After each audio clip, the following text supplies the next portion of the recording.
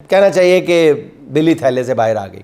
امریکی صدر Donald Trump نے فلسطین کے حوالے سے 20 نکاتی منصوبہ پیش کر دیا۔ گزشتہ رات صدر ٹرمپ نے اسرائیلی وزیر اعظم نیتن یاہو سے ملاقات کی، جس کے بعد نیوز کانفرنس میں بتایا گیا کہ اسرائیل نے 20 نکاتی منصوبے کو قبول کر لیا ہے۔ اور حیران کن بات یہ ہے کہ ٹرمپ نیتن یاہو کانفرنس سے پہلے ہی وزیر اعظم شہباز شریف صاحب نے ایک طویل ٹویٹ کر ڈالی، جس میں انہوں نے ٹرمپ کے 20 نکاتی منصوبے کی حمایت کا اعلان کر دیا۔ اور یہ حمایت کا اعلان ناظرین اس وقت کیا جب ابھی اس منصوبے کے بارے میں یہ بھی کنفرمیشن نہیں ہو سکی تھی کہ یہ 20 نکاتی ہے، 21 نکاتی ہے یا 22 نکاتی ہے۔ ابھی ان نکات کی گنتی جاری تھی کہ شہباز شریف صاحب نے ادھر سے ٹویٹ ٹھوک ڈالی تھی۔ یعنی پاکستان نے اسرائیل سے بھی پہلے اس منصوبے کو قبول کر لیا، اور آج نیتن یاہو کے بارے میں خبریں آ رہی ہیں کہ انہوں نے کہہ دیا ہے وہ اس کے اکثر مندرجات سے مکرتے ہوئے نظر آ رہے ہیں۔ یوں لگتا ہے کہ شہباز شریف کو کسی جگہ سے کوئی پیغام ملا، جس کے بعد انہوں نے ٹویٹ کی یا ان کو کرنا پڑی، جس میں ان کا کہنا یہ تھا کہ میرا پختہ یقین ہے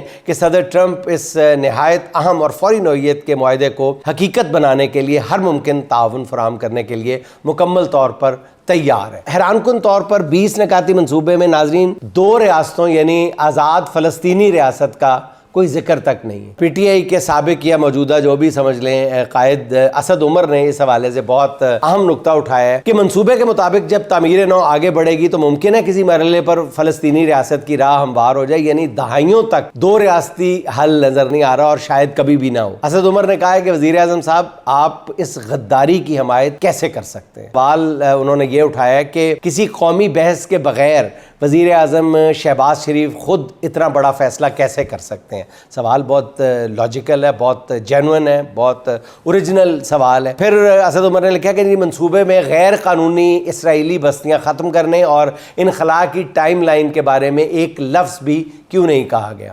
منصوبے کے تحت غزہ کے انتظام کے لیے ایک اتھارٹی بنے گی، جس کے سربراہ صدر ٹرمپ ہوں گے اور ٹونی بلیئر اس کے رکن ہوں گے۔ غزہ میں ایک انٹرنیشنل فورس تعینات کی جائے گی۔ ایک اور اہم بات یہ ہے کہ اپنے دورہ امریکہ کے دوران شہباز شریف نے امریکن جوش کانفرنس کے صدر ڈینیل روزن سے بھی ملاقات کی ہے۔ اس ملاقات میں ڈینیل روزن نے شہباز شریف کی بہت تعریفوں کے پل باندھے ہیں، اور ملاقات کے بعد میڈیا کو تصاویر بھی جاری کی گئی ہیں۔